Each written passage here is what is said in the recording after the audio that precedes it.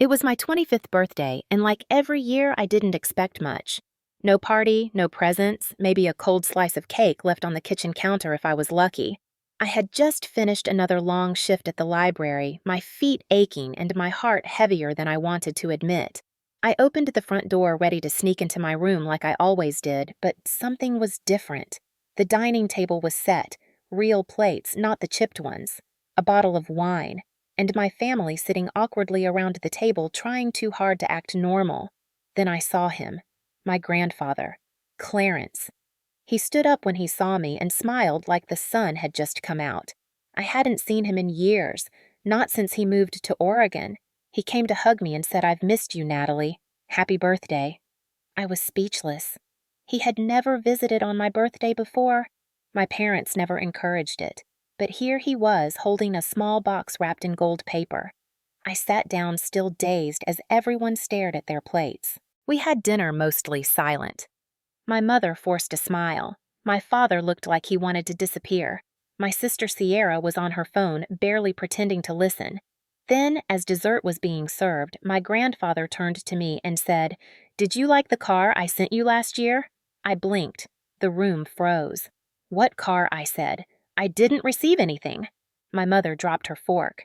My father's face turned pale. Sierra finally looked up. My grandfather's smile faded as he turned slowly to look at them, and in that moment the air in the room cracked. Chaos was about to erupt. My name is Natalie, and for as long as I can remember, I've always felt like an outsider in my own family. Not the rebellious kind, not even the misunderstood artist type. I was just invisible. I was the older daughter who got decent grades, never asked for much, stayed out of trouble, and worked part-time jobs to afford things my parents refused to buy me. My parents, Linda and Greg, never said I was a mistake, but they didn't have to. Their actions spoke louder than any insult. My younger sister Sierra was the golden child. She had a room full of new clothes, trips to Europe in high school, and a brand new laptop every year. Meanwhile, I used a cracked phone screen for 3 years and typed college essays in the campus library. They always said she was destined for greatness. She was graceful, charming, effortlessly social. I was the quiet one, always reading, always alone. I wasn't jealous, not at first. I told myself I didn't need what she had.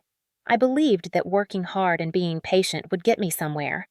But every birthday, every holiday, every small moment reminded me that I simply didn't matter. My parents never came to my high school graduation. They were too busy with Sierra's piano recital. When I was accepted into a creative writing program, they laughed and said, "That's not a real major. Get something practical." I dropped out after 1 semester. I couldn't afford it. I started working full-time at the local library. It wasn't glamorous, but I loved books and quiet. It gave me peace. I lived in a small room above a bakery and spent weekends helping kids find their first stories. My parents barely knew what I did. They never asked. They only called when they needed something. Sierra, on the other hand, was always the center of every conversation. She went to a private college in Los Angeles. My parents took out loans to pay her tuition, bought her a used convertible for her 19th birthday, and flew to visit her twice a month. When she came home, they threw parties. When I came home, they barely looked up from their phones. My grandfather Clarence was the only one who ever made me feel seen. When I was little, he used to take me to the lake near his house every summer. He'd teach me how to build model ships, tell me stories about the stars, and encourage me to write every day. "You have something special, Natalie," he'd say. "Don't let the world make you forget that." But as I got older and my parents grew colder, the visits stopped. Clarence moved to Oregon after he retired, and our contact dwindled to birthday cards and occasional phone calls. I never blamed him. I knew my parents made it difficult for him to reach me. They'd often say he was getting old and confused, not worth the trouble. I didn't believe them, but I had no choice. I was working nonstop just to stay afloat. What stung the most wasn't that I was ignored. It was that I was never enough. My effort was never acknowledged. If I brought groceries, it was expected. If Sierra texted once a week, she was praised. I lived in the background of my own family, a ghost in plain sight. Still, I tried to stay close. I attended every Thanksgiving, every family gathering, even when it hurt. I told myself it was better than being alone. But deep down, I knew something was wrong. I felt it in the way they looked at me like I was an obligation, not a daughter. I felt it in how they never introduced me to friends, never posted about me online, never asked about my dreams. I kept my pain quiet. I buried it in books and routines. I convinced myself that my value didn't depend on their attention. Until that night when Clarence asked about the car. In that moment, everything I had forced myself to believe began to unravel. Growing up in that house felt like living in a mirror that never reflected me. I watched my parents beam with pride when Sierra walked into a room like she carried the light of the world with her, and I became skilled at dimming myself down, at walking lightly so the floor wouldn't creak at speaking only when spoken to. I tried to earn their approval through achievement. I brought home straight A's, won spelling bees, volunteered at the local shelter. But they didn't notice. Or maybe they just didn't care. When Sierra drew a simple flower in kindergarten, it was framed on the living room wall. When I won a statewide essay contest, they barely said good job. My mother always had a way of making her disappointment sound like advice. You're too serious, Natalie. You need to learn how to relax like your sister. She has balance. My father would just grunt, never making eye contact, always hidden behind the newspaper or the television screen. They said I was difficult, that I always needed things, but I never asked for anything. I taught myself to fix torn clothes with needle and thread. I babysat after school to buy my own books. I watched Sierra go to summer camp in Europe while I stayed behind mowing lawns to pay for my senior year prom dress. Every time I came home exhausted, they called it being dramatic. When Sierra forgot to do the dishes, it was because she was tired. When I forgot, it was because I was selfish. There was never a balance, just a quiet war I was losing by default. But I kept showing up. I helped cook dinner. I did laundry. I drove Sierra to her friend's house when she didn't want to take the bus. I even lent my parents money once when they said the mortgage was behind. They never paid me back. They never even said thank you. I still remember one winter when our heat stopped working. I offered to use my savings from the library to get it fixed. My father said, "We're not taking your charity." 2 days later, Sierra posted a photo from a heated spa weekend with Mom. That night, I sat under 2 blankets, teeth chattering, pretending it didn't bother me. I told myself I was strong, that not being seen didn't mean I wasn't valuable, that I had something no one could take. But the truth was, it wore me down. Every birthday forgotten, every accomplishment overlooked, every whispered insult overheard chipped away at my heart. I began to write again secretly. In journals under my bed, in notes on my phone, in the margins of old receipts. Stories about girls who were invisible until they weren't. About women who were underestimated until they rose. It was the only way I knew how to survive. Still, I never let the bitterness consume me. I believed that one day things would turn around, that someone would see me, that all my quiet sacrifices would mean something. When Clarence would call once in a while, his voice would remind me of that hope. He'd ask if I was writing, if I was happy, if I needed anything. I always said I was fine, but I wasn't. I missed him. I missed the summers in Maine, the scent of sawdust in his garage, the way he clapped when I read my stories aloud. He made me feel capable, not just tolerated. I didn't know what had changed that year, why he came to visit, why he brought a gift. But something in me, something buried under years of silence and dismissal, began to wake up the moment he looked at me and said those words about the car. It wasn't just a misunderstanding. It was a key to something much deeper, and I felt the cracks starting to spread beneath everything I thought I knew about my family. In the months leading up to my 25th birthday, everything in the house started to shift in ways I couldn't quite explain.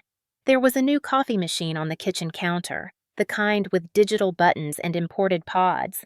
My mother started wearing expensive perfume, not the usual discount store kind, but something subtle and floral that smelled like a magazine ad.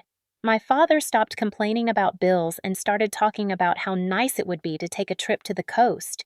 Even Sierra, who used to whine about never having enough for her boutique clothes, started coming home with shopping bags from upscale brands. At first, I thought maybe they had won something like a small inheritance or a scratch ticket, but they never said a word. They acted like it was normal, as if this new luxury had always been part of their lives. They never offered me anything. No dinner invitations, no gifts, no ride in the new car my father suddenly had.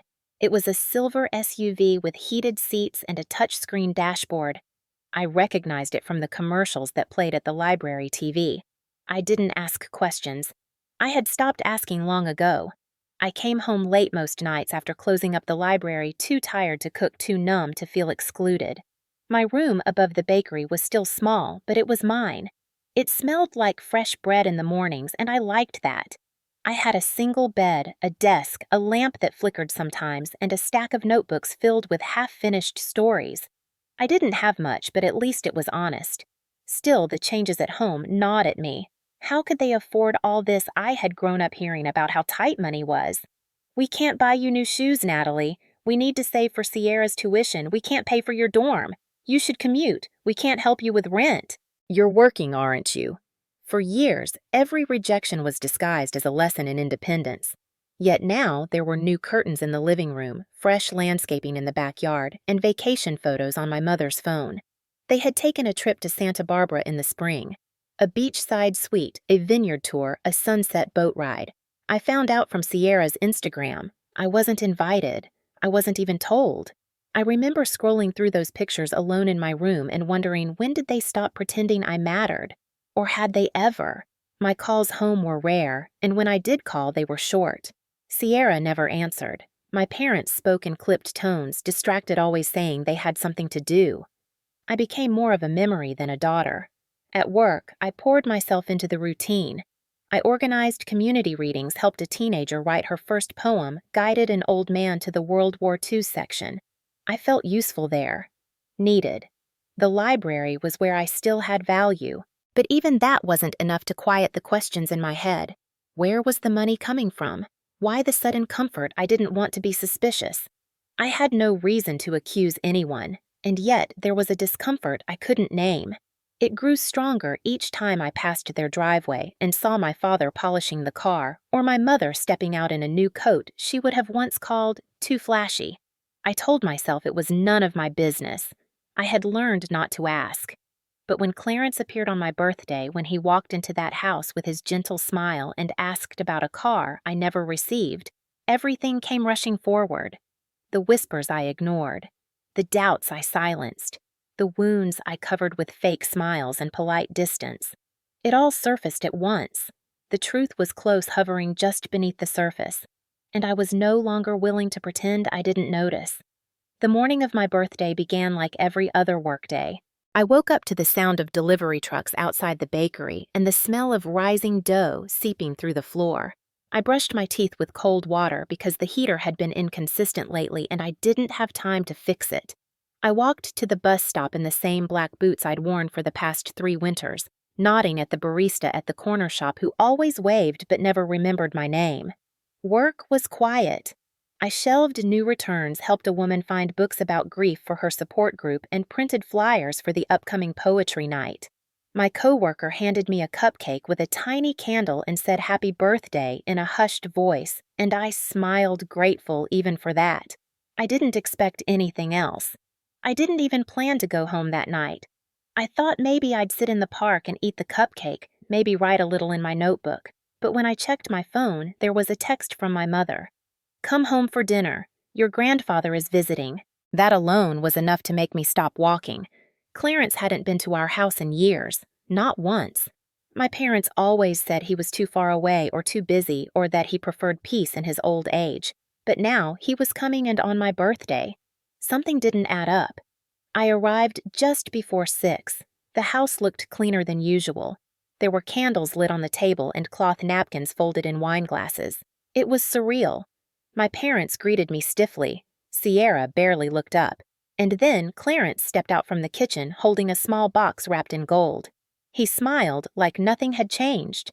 "Happy birthday, Natalie," he said, embracing me. I felt like a child again for a moment, as if the weight I'd carried all these years could vanish with that one gesture.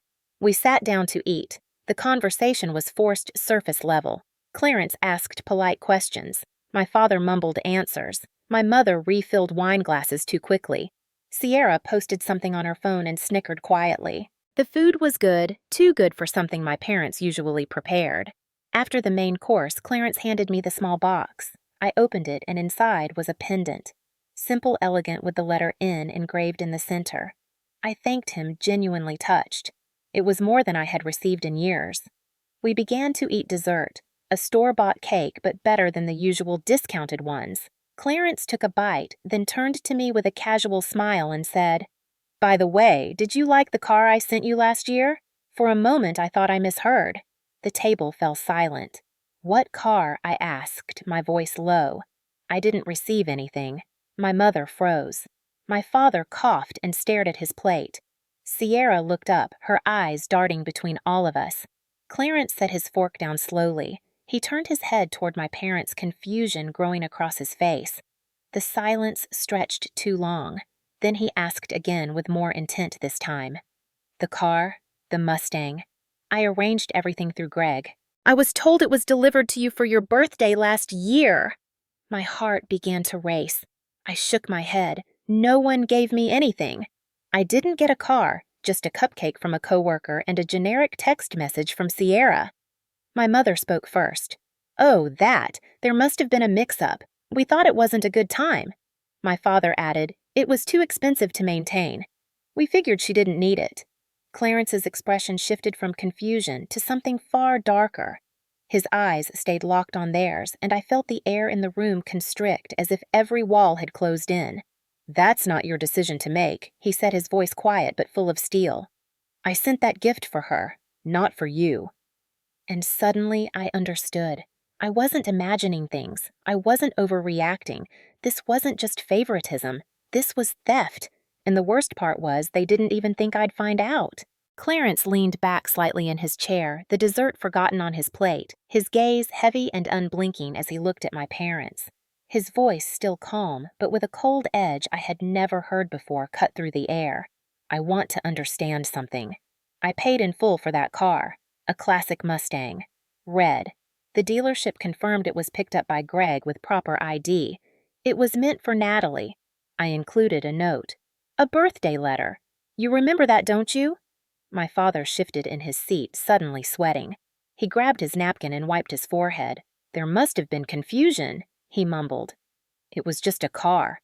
We thought Clarence raised his hand slightly, and the room fell into silence again. "You thought what he asked, that it was yours to take, that she wouldn't notice, that I wouldn't follow up." My mother's voice cracked. "It wasn't like that, Clarence. We didn't want her to feel overwhelmed. She lives in a small apartment. She doesn't need a car. It would have been more trouble than help. Sierra was starting college. We had obligations. We thought we could reallocate it for the family. That's all." Clarence turned to look at me. His face softened. "Natalie, did they ever mention anything? Did you even know I sent you a letter? A gift?" I shook my head slowly. My throat tightened. "No, I never heard a word about it. I thought you'd forgotten. Or maybe you couldn't afford to visit." I tried not to let it bother me. I thought maybe I didn't matter as much as I used to. Clarence blinked once hard. Then he turned back to my parents. His voice dropped, but somehow it was even more frightening. "So, let me get this straight. You stole her gift, sold the car, lied about it, spent the money, and you didn't tell her, not a word." My father said something under his breath too low for anyone to hear. Clarence raised his voice for the first time. "You sold the car, didn't you? You took what was never yours and you used it for yourselves. That car was worth over $30,000. I know you sold it. Tell me." My mother opened her mouth, but nothing came out. Then finally she whispered, "Yes, we sold it. But we needed the money. We had debts. Sierra's tuition." Clarence slammed his palm against the table. The sound echoed sharp and sudden, making everyone jump. "I didn't send that money for Sierra. I sent it for Natalie, because she deserved something for once in her life. Because she's been working since she was 16, while you've drained her of time and money and respect." I watched as the color drained from their faces. My father looked like he wanted to crawl under the table. Sierra stayed still, mouth open slightly, as if trying to decide whether to defend herself or just disappear. Clarence wasn't finished. He looked back at me, his voice quieter now but resolute. "That car was just the beginning. I sent more than that. I sent money for your writing program. I arranged a scholarship through a friend. I even paid the first year's tuition directly to your parents' account. I was told you weren't interested, that you were too busy working. My chest tightened. I felt my hands trembling in my lap. They never told me. Not once. I dropped out of that program because I couldn't afford it. I thought I failed, that I was irresponsible. My mother tried again. We were doing what we thought was best for the family. Clarence snapped back immediately. Don't use that word. Family doesn't lie like this. Family doesn't steal opportunities from their own child and then make her feel like she never had a chance. You didn't protect her. You erased her. And you did it with my help. Clarence turned to me again. I'm so sorry, Natalie. I had no idea. I trusted them. I believed they were supporting you. But now I see exactly what's been going on. I see it clearly. I felt like I was floating, like the world had tilted sideways and nothing made sense. All those years of wondering why I never felt good enough, all the moments I doubted my worth, blamed myself for the distance, it wasn't me. It was never me. My family had stolen more than just money or a car. They had stolen belief. They had stolen hope. Clarence stood slowly. I won't stay here another minute. I'll pay for this meal, but not for your excuses. He looked at me. Natalie, will you come with me? I looked at my parents. They didn't say a word. I looked at Sierra. Her eyes were glassy, but she still didn't speak. Then I nodded. Yes. I stood up and followed Clarence out of the restaurant, leaving the wreckage behind me. As we walked through the parking lot, the cold air hit my face and I finally exhaled. I hadn't realized I'd been holding my breath through the entire dinner. Clarence led me to his car, a dark blue sedan with spotless leather seats and the faint scent of pine. He opened the passenger door for me and said nothing until we were driving. The silence was thick but not uncomfortable. I stared out the window, watching the streetlights blur into long streaks of gold. After a few minutes, he spoke. I don't even know where to begin, he said, his voice low. I was so sure they were taking care of you, that they had grown up, that they were doing the right thing. I trusted them. That trust was a mistake. I didn't respond right away. My chest still felt tight, but the shock was turning into something else. Anger. A kind I had never allowed myself to feel. My voice came out steadier than I expected. I dropped out of that program, Clarence. I thought I wasn't good enough. I thought I couldn't afford it because I didn't work hard enough. I spent nights crying in my room thinking I had failed you. I thought you'd given up on me. Clarence clenched the steering wheel.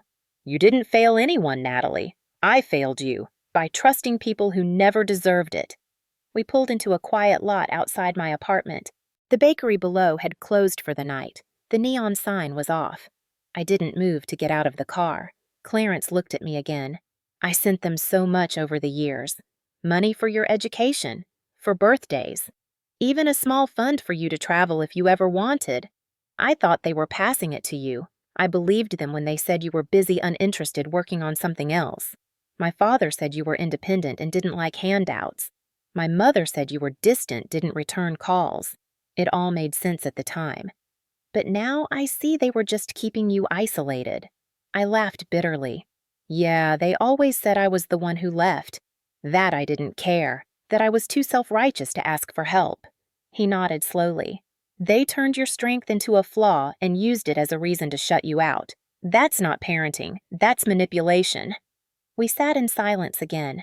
Then Clarence said something that shifted the entire conversation. You don't have to stay here, Natalie. Not in this town, not in this apartment, not in this life they forced you into. I want you to come with me. I live in Oregon now. Quiet town, clean air. I have space. More than enough. You can stay with me for as long as you need. Think about what you want. Write again. Rest. Just rebuild. I turned to him slowly.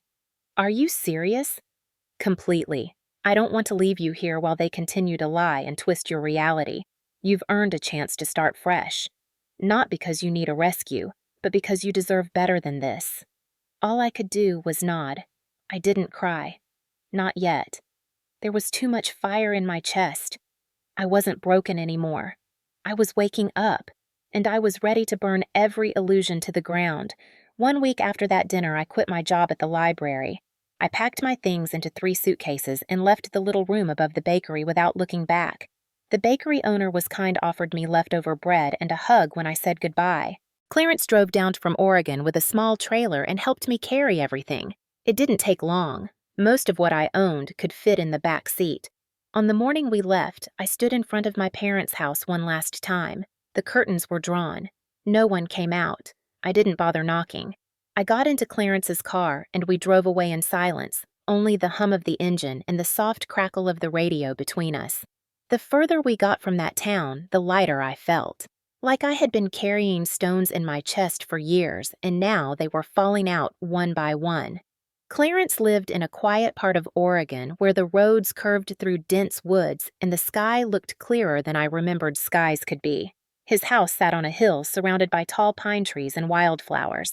It had a porch with 2 rocking chairs, a fireplace that worked, and shelves filled with books that smelled like old paper and comfort. He gave me the guest room upstairs.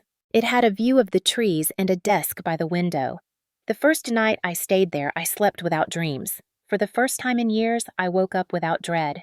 Clarence cooked breakfast every morning. We drank coffee together and talked about everything we had missed in those years apart. He asked about my stories. I told him I hadn't written anything in a long time. He told me that didn't matter. What mattered was that I was here now with time and space to try again. A few weeks later, he handed me a brochure for a remote MFA program. One of his old college friends was a professor there and had already agreed to mentor me if I applied. I didn't hesitate. I submitted the application with shaking hands and wrote an essay about silence, about the pain of being erased, and about finding my voice again. I was accepted within a month. Clarence clapped his hands when I told him, then took me out to dinner to celebrate. It was a small place with wooden tables and candles in mason jars. He raised a glass of cider and said, "To new beginnings." I smiled and said, "To finally being seen." During the day, I wrote short stories, essays, fragments of memory and fiction stitched together like quilts. At night, Clarence would read them aloud and tell me which parts made him laugh or cry or think. It became our ritual. I began to feel whole again. One evening while organizing the garage, Clarence showed me a folder of documents, bank receipts, transfer records, letters he had written but never sent. It was all there. Proof of the money he had wired to my parents, notes attached to each payment, tuition, travel fund, emergency savings, birthday gift for Natalie. Every line a piece of a puzzle that once assembled revealed the scope of their betrayal. Clarence didn't show them to me to make me angry. He showed them so I would never doubt again that I was never the problem, that someone had always believed in me.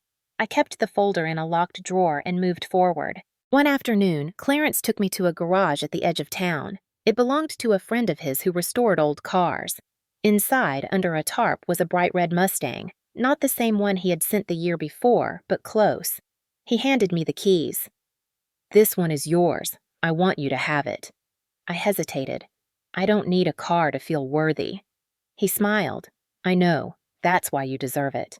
I drove it home that day with the windows down and the wind in my hair, and for the first time I felt like I was heading toward something instead of away. My life wasn't perfect. I still had scars, but I was no longer living in the shadow of people who never saw me. I had my words, my work, my future. And I had Clarence, whose quiet love had pulled me from the wreckage and helped me breathe again. About 3 months after I settled into my new life in Oregon, the calls started. At first, it was just 1 or 2 missed calls from my mother. Then came the texts. Short messages that tried to sound casual. "Hope you're doing well. Just checking in. Let us know you're okay." I didn't respond. I had nothing to say. But they didn't stop. Soon my father began calling too. Then Sierra. The messages became more frantic. "Natalie, please. We need to talk. It's important." After ignoring them for days, my curiosity got the better of me. I answered one evening while Clarence was out walking the dog. The moment I picked up, I heard my mother's voice, shaky and unfamiliar. "Natalie, thank God. We've been trying to reach you." I waited. She hesitated, then spoke in a rushed whisper. "We're in trouble. Your grandfather, he cut us off completely. We have no money. The mortgage is due. Sierra's tuition payment bounced. We're going to lose the house." My father took the phone.